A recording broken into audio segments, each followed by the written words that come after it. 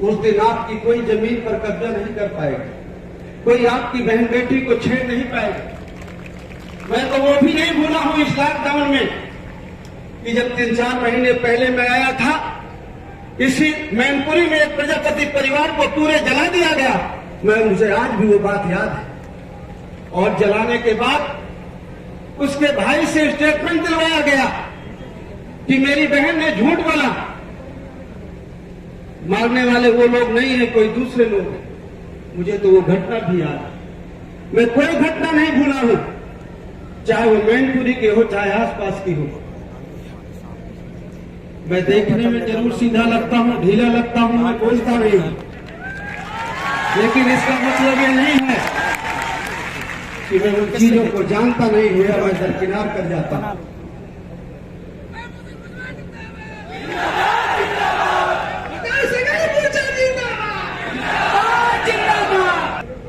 कि किस किस ने उस प्रजापति समाज की घटना में किस किस अधिकारी ने बचाने का काम किया है, और जिस दिन समय आएगा उसको जवाब जरूर देना पड़ेगा।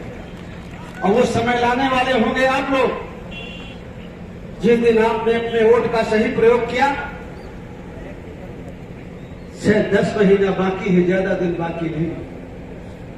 अगर आपने अपने वोट का प्रयोग नहीं किया तो अलग बात है, हम उस हैसियत में नहीं होंगे। लेकिन अगर आपने अपने वोट का सही प्रयोग किया तो 10 महीने बाद वो दिन भी आएगा कि आपको इंसाफ मिलेगा।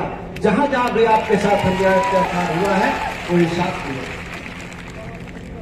हम लोगों ने भागीदारी संकल्प मोर्चा बनाया है, अन्याय अत्याचार को रोकने के लिए बनाया है। इस देश का जो गरीब है, दलित है, पिछड़ा है, अकलियत है, उसके साथ न्याय हो। हम किसी के साथ अन्याय नहीं करना चाहते, लेकिन हम ये भी चाहते हैं कि दलित और पिछड़ा अकलियत के साथ भी अन्याय ना हो। न हम चाहते हैं कि किसी के साथ जुल्म जास्ती हो, और न हम चाहते हैं कि हम किसी के साथ जुल्म जास्ती करें। लेकिन अगर लोग हमारे साथ यही व्यवहार करना चाहते हैं, आज 74 साल की आजादी के बाद भी जो हमारे देश की समाज व्यवस्था है, जातिवादी मानसिकता है, वो पद पर हावी है, वो संविधान पर हावी है। जो संविधान ने हमें अधिकार दिया, जिस पद पर आप पर बैठे हो, आपकी जिम्मेदारी है कि आप न्याय करो, लेकिन उस पद पर बैठ करके आप पद की गरिमा नहीं रखते हैं, आपके ऊपर जाति हावी हो जाती है। आप सोचते हैं कि हम इस जाति के हैं, तो आप पद के बदल काम नहीं करते हैं कि हम इस पद में बैठे हैं तो काम करें। आप जाति देख करके काम करते हैं। और ये मत भूलिए कि आप जैसा काम करेंगे वैसा आपको मिलेगा। कुदरत के घर में देर है, अंधेर नहीं है। इसलिए मेरे दोस्तों, आपको अपनी वोट की ताकत को पहचानना पड़ेगा। मैं ये बात हमेशा से आपके बीच में कहता रहा हूं कि हमारे लोगों की एफआईआर नहीं लिखी जाती, मुकदमा नहीं होता।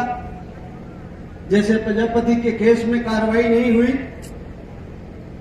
सिपाही किसकी सुनता है, इंस्पेक्टर किसकी सुनता है, तहसील सीओ किसकी सुनता है, एसपी किसकी सुनता है।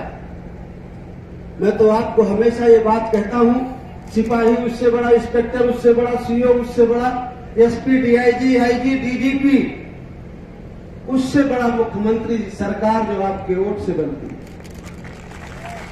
लेखपाल, तहसीलदार, एसडीएम, डीएम, कमिश्नर, सचिव, मुख्य सचिव, उसके ऊपर सरकार, मुख्यमंत्री जो आपके वोट से बनता है।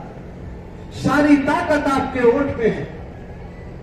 आज अगर हम जुल्म-जास्ती के शिकार हैं, हमें इंसाफ नहीं मिलता, तो हम किसी और को कोसते हैं।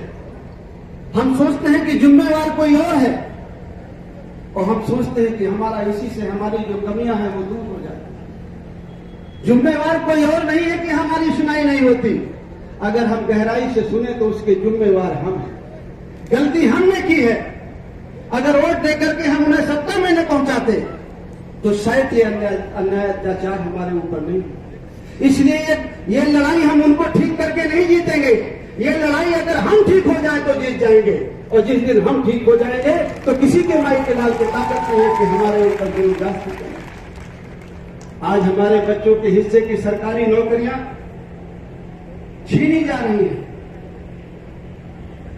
रिजर्वेशन खत्म हो रहा है, और हम सोचते हैं कि जुम्मेवार को लोग नहीं पकड़। रिजर्वेशन खत्म करने के लिए ये हमने उन्हें अधिकार दिया है वोट दे करके। हमने तो वोट दिया भगवान के नाम पर, गाय माता के नाम पर, भारत पाकिस्तान के नाम पर। आपने वोट तो अपने बच्चे को रोजगार के लिए दिया नहीं, आपने अपनी समस्या दूर करने के लिए वोट नहीं दिया। वोट तो दिया है आपने गाय माता के नाम पर, भगवान का घर बनाने के नाम पर। तो वो कर रहे हैं, भगवान का घर बना रहे हैं, गाय माता को बचा रहे हैं जो आपका खेत खा रही है। आपने कहा यह सोच के दिया है कि हमारे बच्चे को रोजगार मिले। गाय माता के साथ में भगवान सबका मालिक है, सबका घर बनाता है, उसका घर की चिंता आपको करने की जरूरत नहीं है। आप अपने और अपने बच्चे के घर के बारे में चिंता करो, उसके बारे में भी सोचो। देश के साथ साथ अपने बारे में भी सोचो। इस लोकसभा के चुनाव में आपका वोट गया भारत पाकिस्तान के नाम पर कि पाकिस्तान आ जाएगा, भारत पर कब्जा कर लेगा।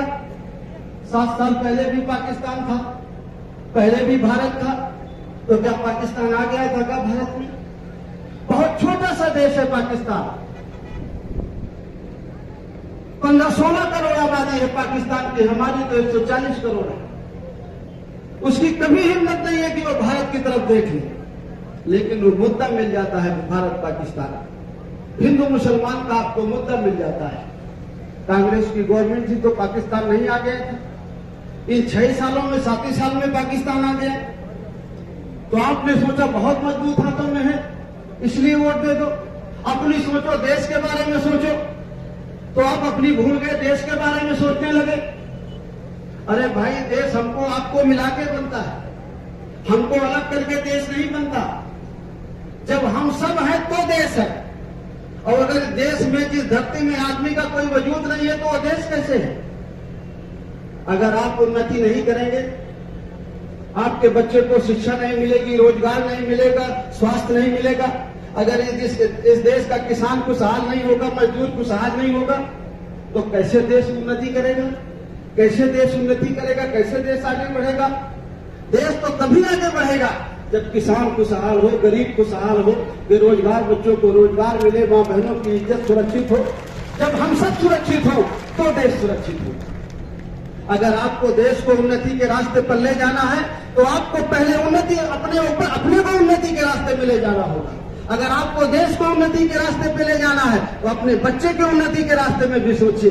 जब आप सब उन्नति के रास्ते में जाएंगे तो देश उन्नति के रास्ते में जाएगा, तो देश तरक्की करेगा।